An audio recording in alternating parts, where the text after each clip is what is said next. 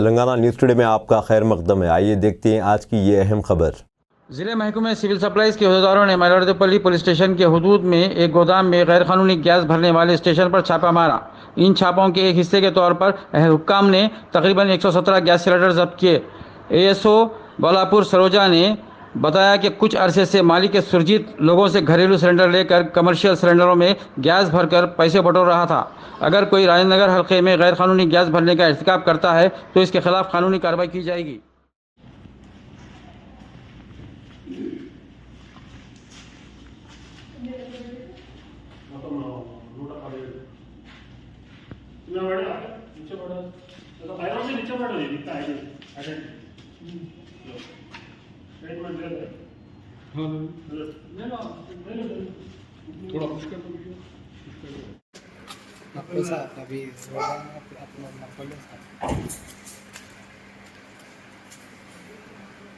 अरे नको डालो ना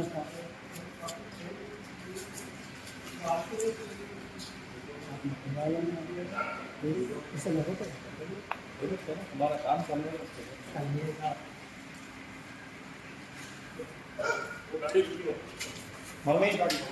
डैडी दोनों भागा जो उनका काम उनको करने दो। चलो आए अपन गलती में अब क्या बोल सकते भाई भाई जा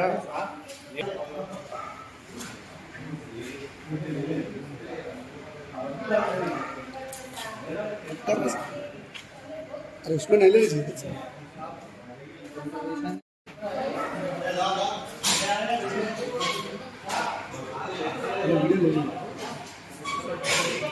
ठीक है।